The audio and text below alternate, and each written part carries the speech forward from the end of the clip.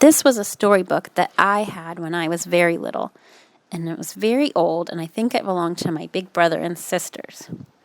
Let's see, the copyright date is 1969, so this book was a lot older than I was. And when I grew up, I couldn't find the book anymore, so I bought it for my daughter, and now I read it to her, and it's still one of my very favorite stories. I hope you enjoy it. Miss Carrie. Sylvester and the Magic Pebble by William Steig. Sylvester Duncan lived with his mother and father at Acorn Road in Oatsdale. One of his hobbies was collecting pebbles of unusual shape and color. On a rainy Saturday during vacation, he found a quite extraordinary one. It was flaming red, shiny, and perfectly round, like a marble. As he was studying this remarkable pebble, he began to shiver, probably from excitement, and the rain felt cold on his back. "I wish it would stop raining," he said. To his great surprise, the rain stopped. It didn't stop gradually as rains usually do. It ceased. The drops vanished on the way down. The clouds disappeared. Everything was dry, and the sun was shining as if rain had never existed. In all his young life, Sylvester had never had a wish gratified so quickly. It struck him that magic must be at work, and he guessed that the magic must be in that remarkable-looking red pebble, where indeed it was.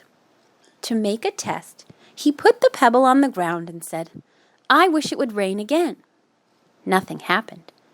But when he said the same thing holding the pebble in his hoof, the sky turned black, there was lightning and a clap of thunder, and the rain came shooting down. "What a lucky day this is," thought Sylvester. "From now on I can have anything I want. My mother and father can have anything they want. My relatives, my friends, and anybody at all can have everything anybody wants." He wished the sunshine back in the sky, and he wished a wart on his left hind fetlock would disappear, and it did, and he started home, eager to amaze his father and mother with his magic pebble. He could hardly wait to see their faces. Maybe they wouldn't even believe him at first. As he was crossing Strawberry Hill, thinking of some of the many, many things he could wish for, he was startled to see a mean, hungry lion looking right at him from behind some tall grass. He was frightened. If he hadn't been so frightened, he could have made the lion disappear, or he could have wished himself safe at home with his father and mother. He could have wished that the lion would turn into a butterfly, or a daisy, or a gnat. He could have wished many things, but he panicked and couldn't think carefully. "I wish I were a rock," he said, and he became a rock. The lion came bounding over, sniffed the rock 100 times, walked around and around it, and went away confused, perplexed, puzzled, and bewildered. "I saw that little donkey as clear as day. Maybe I'm going crazy," he muttered. And there was Sylvester, a rock on Strawberry Hill, with the magic pebble lying right beside him on the ground, and he was unable to pick it up. "Oh, how I wish I were myself again," he thought. But nothing happened.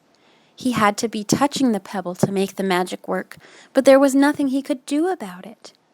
His thoughts began to race like mad. He was scared and worried. Being helpless, he felt hopeless. He imagined all the possibilities, and eventually he realized that his only chance of becoming himself again was for someone to find the red pebble and to wish that the rock next to it would be a donkey. Someone would surely find the red pebble. It was so bright and shiny. But what on earth would make them wish that a rock were a donkey? The chance was 1 in a billion at best. Sylvester fell asleep. What else could he do? Night came with many stars. Meanwhile, back at home, Mr. and Mrs. Duncan paced the floor, frantic with worry. Sylvester had never come home later than dinner time. Where could he be? They stayed up all night wondering what had happened, expecting that Sylvester would surely turn up by morning, but he didn't, of course. Mrs. Duncan cried a lot, and Mr. Duncan did his best to soothe her. Both longed to have their dear son with them. "I will never scold Sylvester again as long as I live," said Mrs. Duncan, "no matter what he does." At dawn, they went about inquiring of all the neighbors.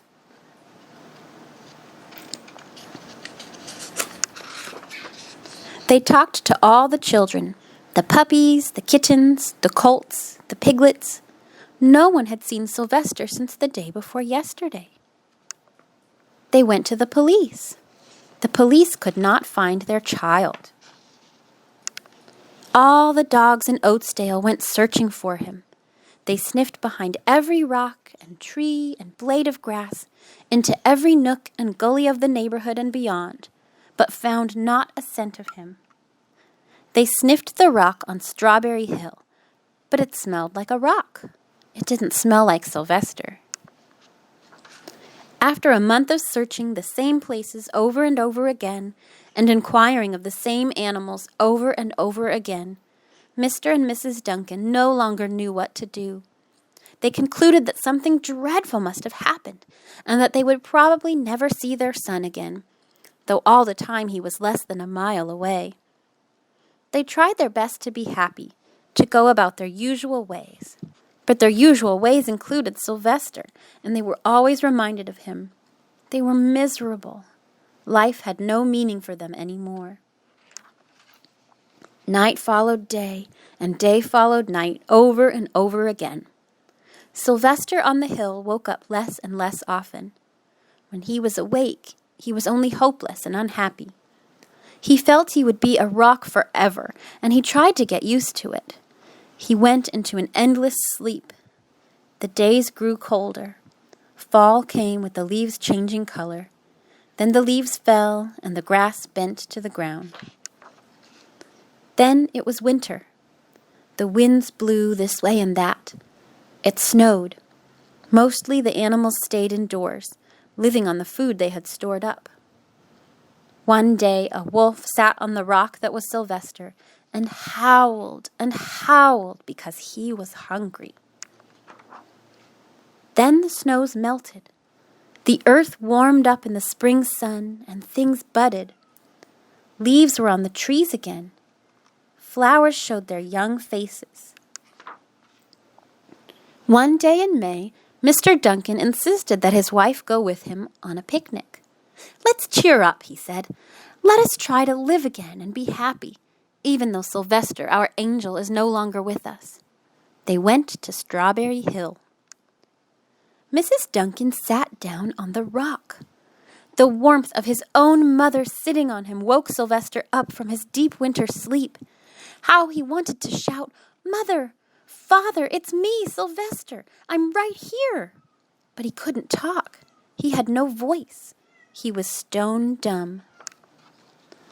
Mr. Duncan walked aimlessly about, while Mrs. Duncan set out the picnic food on the rock: alfalfa sandwiches, pickled oats, sassafras salad, timothy compote.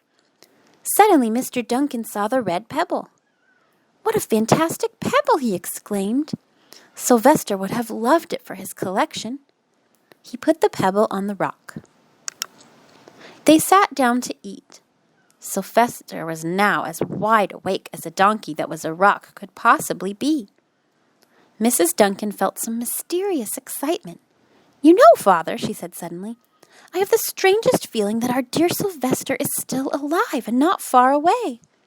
I am, Sylvester wanted to shout, but he couldn't. If only he had realized that the pebble resting on his back was the magic pebble. "Oh, how I wish he were here with us on this lovely May day," said Mrs. Duncan. Mr. Duncan looked sadly at the ground. "Don't you wish it too, Father?" she said.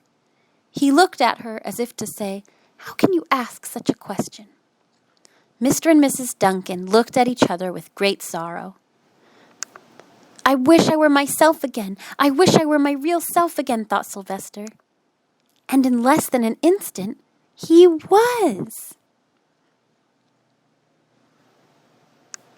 You can imagine the scene that followed: the embraces, the kisses, the questions, the answers, the loving looks, and the fond exclamations.